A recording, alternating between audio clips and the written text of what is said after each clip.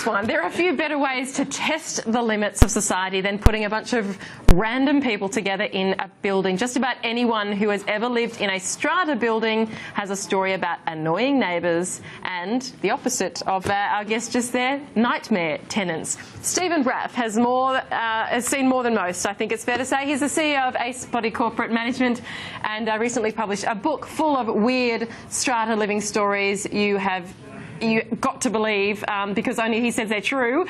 Joining us now from our Melbourne studio. Thank you so much for joining us, Stephen Raff. Pleasure, Brooke. I just said to those people, we love hearing about good tenant stories because we hear of so many bad ones as well. But right now, today, we're talking about strata. Just quickly tell us about Ace, though, and the perspective you bring.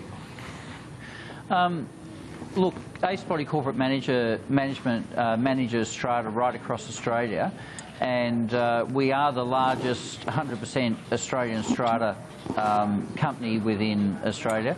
And what that means is that we're managing about over 68,000 lots throughout Australia. Yeah.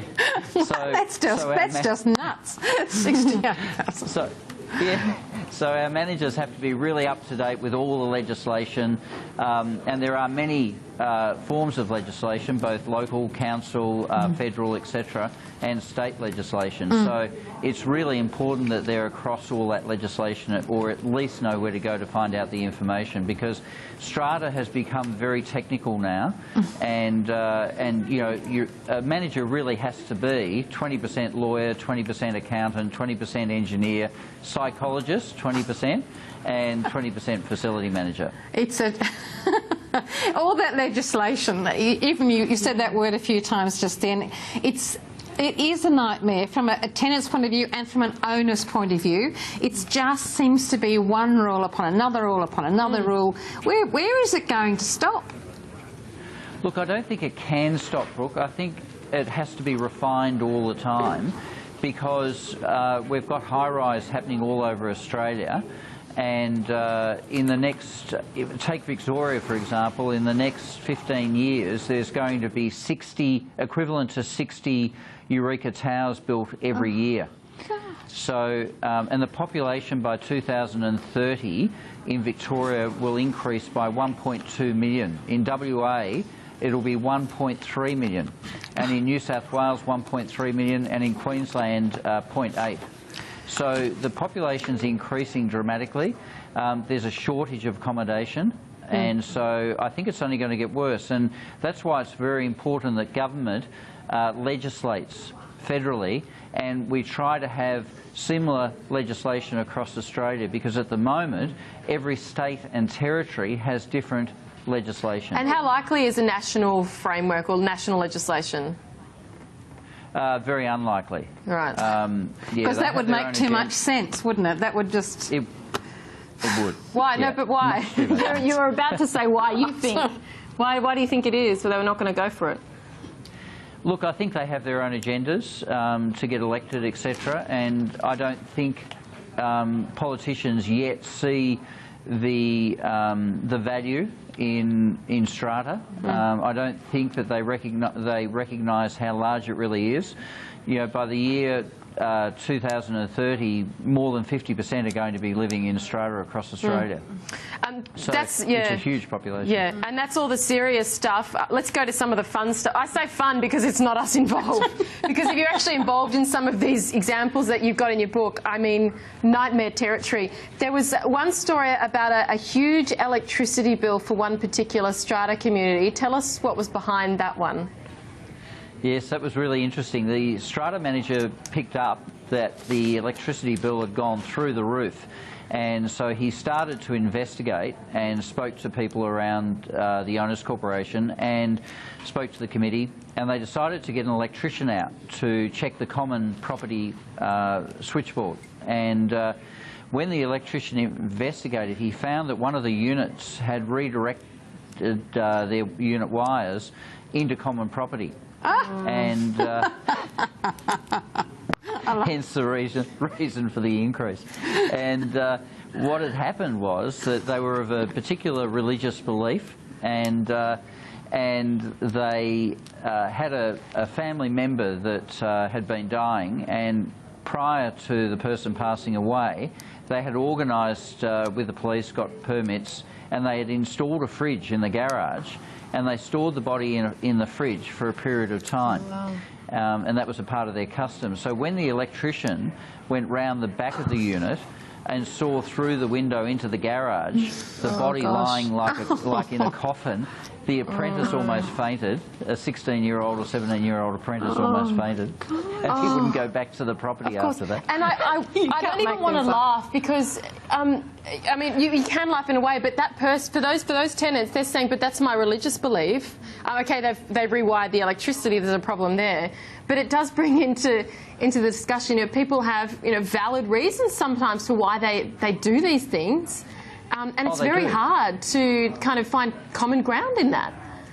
Well, it is, Brooke, and that's why we train all our managers Australia-wide on mediation, because mediation plays a very big part, because we have people from all around the world living in these owners' corporations together, from all different classes, from all different ethnic backgrounds and beliefs. And so, yeah, it's becoming a real issue, and that's why we need to manage these owners' corporations as a community. Yeah. We're very lucky the SCA, Strata Community Australia, is the key body that that coordinates the managers and trains the managers and so on. And through the SCA, we're always developing new procedures and policies, and we're talking to government together and making sure that the legislation can cope in the future with this explosion of units. Of people living on top of each other. Tell me, Stephen, there was another story we have seen in your book about a neighbour who liked to garden a lot. Can you explain that, no doubt, terrible story for us? This is called the divided vote. We had a lady who loved to garden in the nude, and I didn't see that coming. I did not see that coming. And they decided to have a committee meeting about it, because some of the wives were very upset about this woman who was fairly attractive and young, gardening in the nude, and the husbands were always looking over the fence. And so they had a committee meeting, and not everybody turned up, but in a committee it's the majority that rules, and it was a divided vote. The females voted one way and the males voted the other way. Oh my God. All that bending over. No, it's not good. Bending gardening in the nude. This is not good. Oh my goodness. What about, there's also, you've got a couple of stories of strange smells. What tell us about these ones? Yes. This was, one of these was mine actually, where quite a few years ago we got a phone call from a couple of the neighbours in a block of units out at Brunswick area, and the neighbours were complaining about this very, very bad smell that was emanating, they felt, from a particular unit. And the weather had been very, very hot, so it was extra worse, I guess. And so I rang up the owner, and the owner sent their property manager out there, and the property manager rang me up, and she could hardly control herself through laughter. She said, "You won't believe what we discovered." And she said, when I went in, all I could see was this great big hole that had been gouged out of the floor, and all boards were installed around the hole. It was about 5 feet deep, and they had 2 pigs in there, and they were feeding their scraps every night to the pigs to fatten them up for Christmas. Goodness. You cannot make this up. But this was, you saw this directly. This is no lie. No lie. No, all these stories are absolutely factual. So, I cannot live in a unit. Sure what to say about that. Because that seems really unreasonable. I mean, okay, something like that, is that flat out, okay, that's not allowed, that's over, close the books on that one, move on, or does that end in a dispute? Oh, no, that's over. That's over, yeah. And evicted. Yep. Yeah, and evicted. Yeah, fair enough. Because hopefully that involved no discussion, because that seemed just clear cut, that one. What about there's a staircase story that you have which turned to be quite famous. Perhaps this is a lesson about leaving a unit vacant for too long and the trouble that can lead to. Correct. And we're getting a lot of units being left vacant now, particularly with the Chinese purchasers. They're going back to China and they're leaving their units and homes vacant for long periods of time. And in this particular case, the owner of the upstairs unit or apartment had been overseas for about 3 years. And the gentleman downstairs was renting. He was a renter. And he just couldn't understand why someone would leave a unit vacant upstairs. So he decided that he had a few handyman skills, so he decided to put the helmet on and put the belt on with the hammers and nails and everything, and for a period of about 2 months apparently he was going in and out. No one recognised that it was him because he had dark glasses on and everything. And he progressed to build a staircase leading from the ground floor to the top floor, so that he could occupy the top unit and it wouldn't go to waste. And so suddenly one day the owner overseas decided that he wasn't coming back, and therefore he rang the property manager and said, could you inspect the property, give me an idea of what the rental will cost, and we'll go from there. Well, she rang him up and she said, you've got a staircase leading upstairs. Oh my gosh. But you can't legislate against stupidity, can you? And the man really couldn't understand why everybody was upset. He What's said, look, the problem? I'm doing the owner a favour. I'm occupying the unit upstairs and keeping it in good order. Keeping it in good order. He was vacuuming every day, and was he? No parties? No, I'm sure of it. Yeah, That's right. right. Just amazing to me. All right. You know, Great book. We love Great this book, and we love the cartoons because a lot of it is comical. As I said, as long as you're not involved in these situations yourself. What about top advice? Let's talk about that for people involved in strata, or even looking at going into strata for the first time.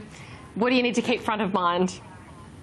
Look, you need to keep front of mind that you're going into a community. So it's not like you have your own land with your own house sitting on it and you can do what you like. The reason we have strata is because they have common property. So anything with common property is strata. And, or bodies corporates or owners corporations, community titles, they're different in every state. They call them different names. But so when you have common property, you are your tenants in common. So you've got to look after the common property. You've got to ensure that it's maintained.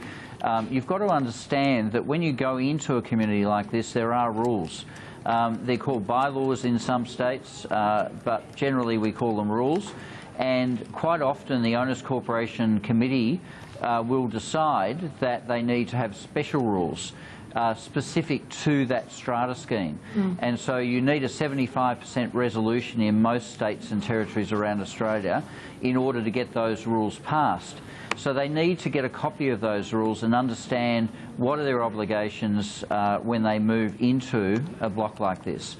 And they need to realise that there needs to be give and take. There is going to be noise sometimes, there is going to be loud music, there are going to be cats running around or dogs defecating on common property. But hopefully no pigs, that would be the important part. Hopefully no pigs, yeah, no pigs. And at the moment, Brooke, we haven't got DNA testing in Australia, so we're very lucky. In the United States, when you move into a new owners corporation, you're handed a little jar. You've got to get a sample, you've got to hand it back to the strata scheme, and they get it DNA tested, they put it on the computer, and if they find any poops around, they DNA test them, and you get a fine in the mail, plus the cost of DNA testing. Oh my gosh, wow. Yeah. I hope we don't go there. What? So do I. Yeah. What an eye-opener. Could only happen in the United States. Yeah, that's, we'll say that. I hope we can say that it stays there, that's for sure. Steve and Raff, stratelivingstories.com.au. There's plenty more weird and wonderful ones. Thanks for joining us on Sky News Real Estate today. No, that's good. Thank you. Great Good Christmas stuff. present for people. Oh, yeah, why not? Good stuff. It's that time of year. Grab yourselves a copy. Thank you very much, Stephen.